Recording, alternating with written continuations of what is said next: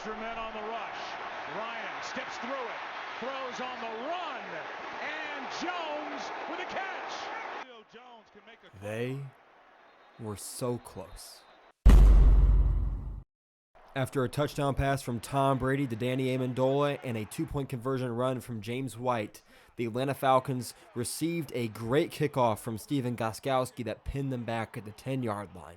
This is where the drive that almost won them a Super Bowl started. Hello everybody, this is The Pocket Passer. I'm your host, Randy White. I hope all of you are having a fantastic day. I know I am, because we're talking about football, and more specifically, we are revisiting one of the most legendary Super Bowl games and the greatest comeback in Super Bowl history. It happened 9 years ago. Can you believe that? Let's jump right into that fateful Falcons drive that almost clinched them a Super Bowl victory. The drive starts with the Falcons in 12 personnel. That's one running back and two tight ends, Austin Hooper in motion, and this tight end right here. They bring Austin Hooper in motion, and as you can see, Devin McCourty, number 32, is following and pointing Patrick Chung down. So we can assume this is man coverage with McCourty following across, Patrick Chung bumping down to Austin Hooper, and then McCourty having this tight end, and Patrick Chung right here having this tight end, Austin Hooper, one-on-one in man coverage. This looks like man coverage. You've got 10 Patriots defenders on the screen, one safety back. He's going to double Julio Jones. The Falcons on offense are running a 7-man pass protection scheme, so these tight ends are all going to block as well. And then over here you got Mohamed Sanu, who's going to run an inside release, kind of like a crossing route or over route. And then Julio Jones is going to run either a dig or a post, but I believe it is just a deep dig at about 15 yards. So further than this, but it's going to go off the screen. It's tight man coverage here, and the Patriots play really good man coverage for everybody on the field except for middle linebacker Elandon Roberts. One thing I want you to look at here is the Patriots have 5 down linemen, or 5 men down on the line of scrimmage. All these guys pass rush, which means if you have a safety back and 5 receiving threats, I know 2 of these guys block, but they're accounting for the 2 blocking guys. So that means Elandon Roberts must cover Devontae Freeman one-on-one in man coverage if he releases. He cannot cover anybody else unless they communicate a pass off. What happens here? Play action. Devontae Freeman steps up, looks like he's checking to block for just a moment, and look at Elandon Roberts. He turns his hips and gets under this crossing route. McCourty eyes inside because his guy's blocking, and Chung eyes inside because his guy's blocking. But none of them are in a position to get all the way out here. So with everything cleared out and Elandon Roberts turning and then falling over, there's nobody in the flat. Devontae Freeman catches it, and well, wide open. Nobody went with him. And Devontae Freeman makes a move out across the 45. And just like that, the Falcons are rolling. Just like that, it's 1st and 10 at their own 49-yard line. If the Falcons can just get 3 and kill some clock, this comeback will be almost insurmountable. And here we go. Once again, 12 personnel, 2 tight ends, 1 running back. Julio Jones to the top of the screen and Mohamed Sanu to the bottom of the screen. They're going to run outside zone right. Unable to win at the line of scrimmage. Patrick Chung does a great job filling right here. This right guard is supposed to double team here and then climb to the next level and get Patrick Chung. He loses his footing, falls. There's no one there to account for him, and Devontae Freeman's able to get up to the 50. And now, the play that was supposed to be the catch of the game. Julio Jones has motioned over to the bottom of the screen here. You got Eric Rowe.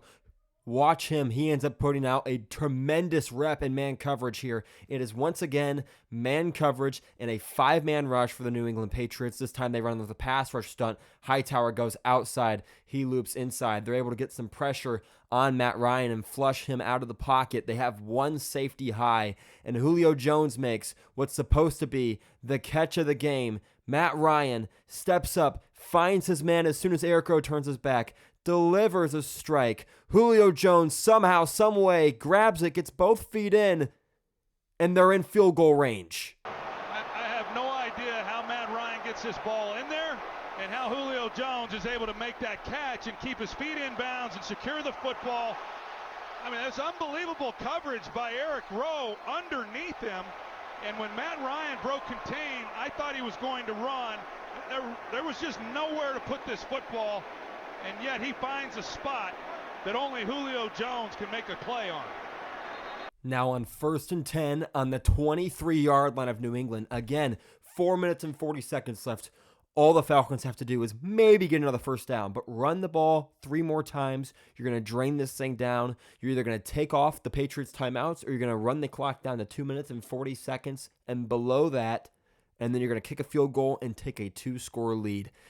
Curiously, they go into 11 personnel. That's 1 tight end, 1 running back, so now they have 3 receivers on the field.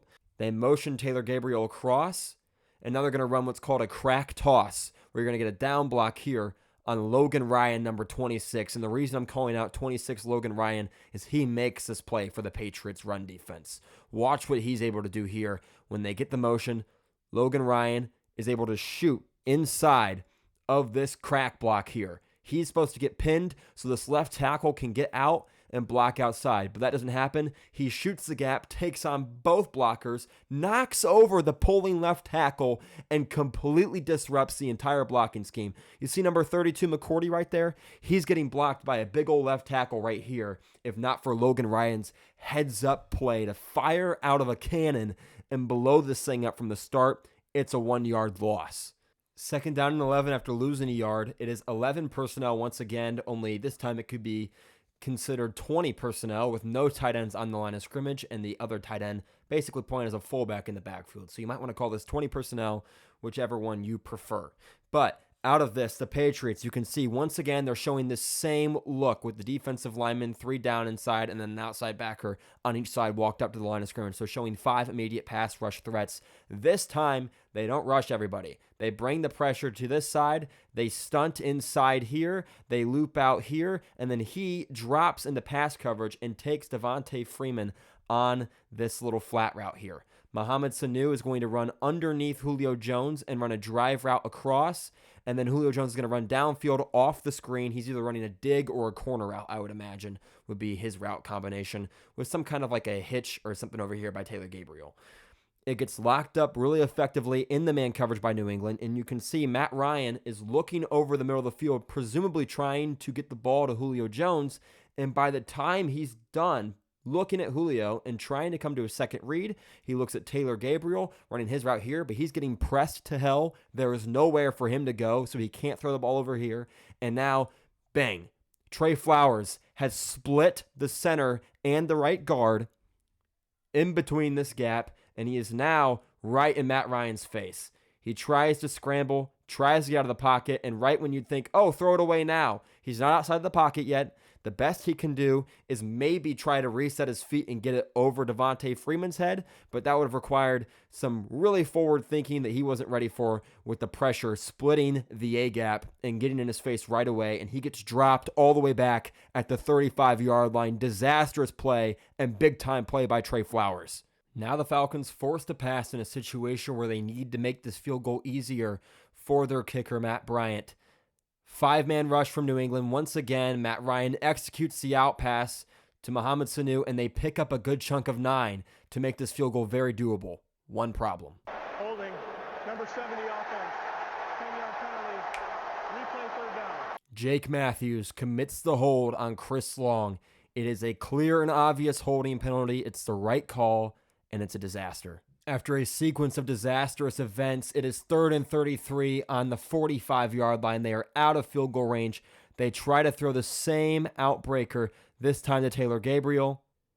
He gets pressed. The ball comes out late. It's out of bounds, and they have to punt. And with Bosher sending the punt back to New England, we all know what happens next. The Edelman catch overshadows the Julio catch. A James White rushing touchdown followed by an Amendola 2-point conversion, and finally, the last touchdown. James White on the toss, into the end zone, in overtime. Final score, 34-28. Toss to White. He's in! Patriots win the Super Bowl! Brady has his 5th! What a comeback! That's all I got for you guys. If you enjoyed this video, make sure to leave a like and consider subscribing, and I'll see all of you in the next video. Peace.